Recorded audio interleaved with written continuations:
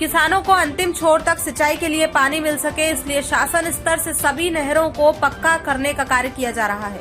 लेकिन विभागीय अनदेखी से निर्माण कार्य में हो रही लापरवाही के कारण किसानों को समस्याओं का सामना करना पड़ रहा है। रेवापुर उपनहर में पलासनेर रेलवे स्टेशन से लेकर धुरगाड़ा तक लाइनिंग का कार्य बड़े जोर शोर से चल रहा है, जिसकी दूरी लगभग 11 किलोमीटर है। ठेकेदार द्वारा रात के अंधेरे में जेसीबी और पोकलेन मशीन की मदद से हजारों किसानों समेत नहर विभाग को भारी भरकम चूना लगाया जा रहा है।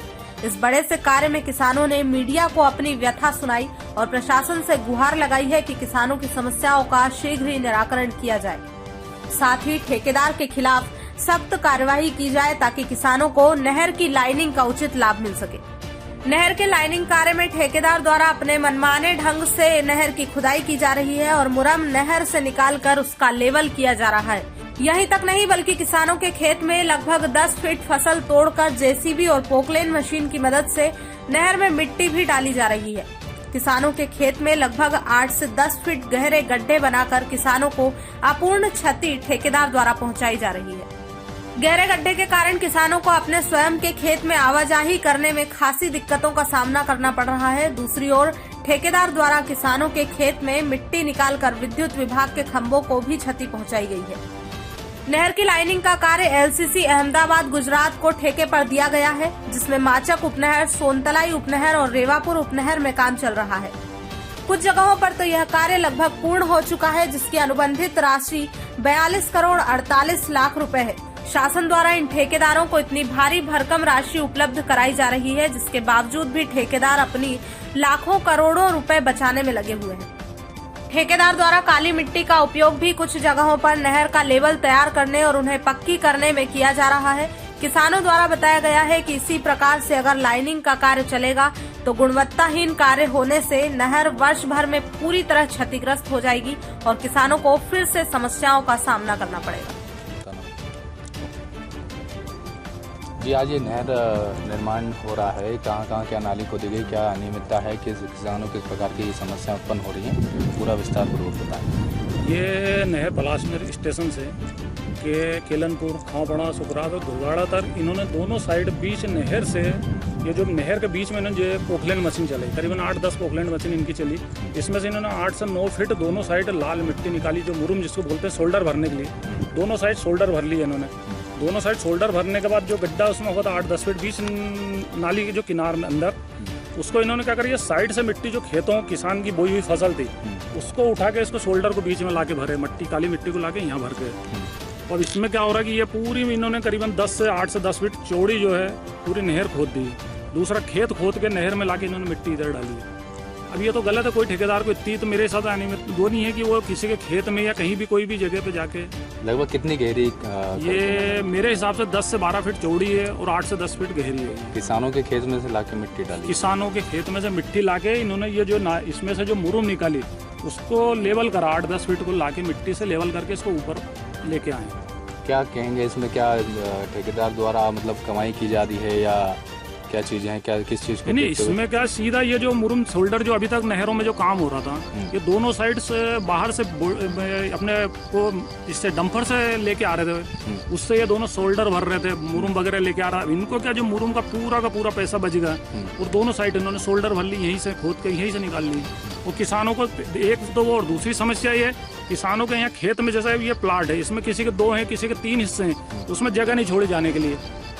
कृषि मंत्री कमल पटेल हैं हरदा में, क्या आप उनसे गुहार लगाएंगे या उनको आवेदन देकर बताएंगे कि किसानों के खेतों में से मिट्टी यहाँ पे मतलब ठेकेदार द्वारा इस प्रकार का काम किया जा रहा है? नहीं, वो हम लोग कृषि मंत्री जी से मिलेंगे जाके। कलेक्टर साहब को हमने फ़ोन लगाया था, कलेक्टर साहब ने हमारा फ़ोन रिसीव ही नहीं किया। सिर्फ एक बार उठाया हमने, जो इसके बारे में विस्तार से बताना चाहा उन्होंने वो फ़ोन काट दिया। उसके बाद डबल उन्होंने फ़ोन नहीं उठाया। मंत्री जी को ज्ञापन देंगे, जन सुनवाई मंगलवार हम जा रहे हैं इसके लिए, क्योंकि ये तो बहुत ज़्यादा है, इसमें जानवर फेंका जाएंगे। दूसरी बात, बच्चे आते हैं खेत में, जैसे किसानों को काम चलता है, बच्चे भी साथ में रहते हैं, वो लोग आएंगे इसमें गिर जाएंगे। तो बताओ, मेरे को ये दुर्घटना हो जाएगी तो उसका जवाबदार कौन रहेगा? कौन आएगा यहाँ बचाने? फिर यहाँ गाँव से ये 4 से 5 किलोमीटर दूरी पे है ये जगह, तो कौन आएगा यहाँ पे बचाने हम लोग? क्योंकि बहुत ज़्यादा गहरी, बहुत ज़्यादा है ये जो नाली, इसमें से इन्होंने मिट्टी निकाली नहीं, ये अवैध तरीके से निकाली गई है। और दोनों साइड से शोल्डर को भरने के लिए सिर्फ इन्होंने अपना पैसा बचाने के लिए सब कुछ किया। इन्होंने क्या करे, जो खेत की खड़ी फसल थी उसको फसल सहित उठा के इधर शोल्डर भरा है उन्होंने, बीच में मिट्टी फसल सही तो उखाड़ दी। और दूसरी बात आप देख रहे होंगे, इधर देख लीजिए पूरे पोल जो है यहाँ से वहाँ तक इन्होंने पूरे साइड खोद दिए। ये पूरे पोल अभी 8 रोज पहले सही बढ़िया थे, ये पूरे झुक गए हैं। इनके साइड से पूरी मिट्टी निकाल ली और ये मुश्किल से 2.5-3 फीट गड़े हुए हैं पूरे पोल यहाँ से। ये अगर रेगुलर बारिश होती है तो ये कम से कम 6-6 फीट किसानों खेत में और चले जाएंगे, क्योंकि ये जो पानी बह के आएगा उसमें मिट्टी कटेगी, वो तलाई में आएगी, ये खंभे पूरे गिर जाएंगे। और किसानों की जो ये चौड़ाई अभी तो 10 फीट है, ये आगे चल के 20 फीट हो जाएंगे आने वाले समय में। पलासपुर रेलवे स्टेशन से दुर्गाड़ा तक ठेकेदार के द्वारा लाइनिंग का जो काम चला नहर का, उसमें अनियमितता है। लोग किसानों के खेत में से फसल को निकालते हुए मिट्टी को नहर में डाला गया। इसमें अब क्या करें? देखिए, मुझे भी शिकायत मिली है, किसानों ने भी शिकायत की है वहाँ से कि उनको रास्ते ही बंद कर दिया उतरने का।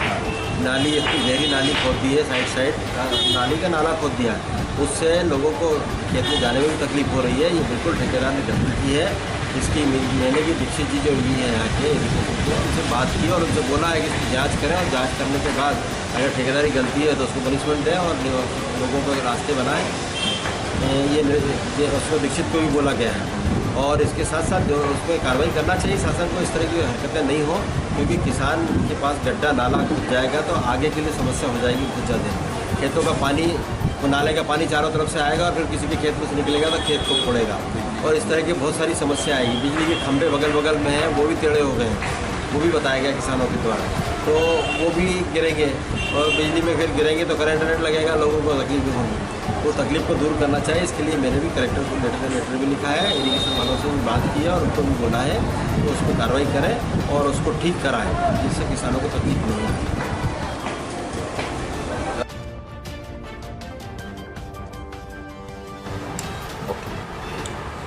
पलासपुर रेलवे स्टेशन से लेकर दुर्गाड़ा तक ठेकेदार के द्वारा नहर का जो लाइनिंग का काम चल रहा है, उसमें उन्होंने अवैध तरीके से नीचे से मिट्टी निकाल के बराबर कर लिया और लाइनिंग का काम और किसानों को बाधित हो रहा है।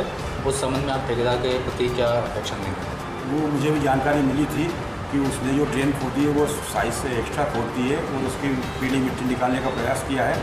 ठेकेदार को नोटिस दिया जा रहा है एवं किसानों के लिए जो नाली जो खोद दी गई है उसको ठेकेदार द्वारा 3-4 दिन के अंदर बराबर कराया जाएगा।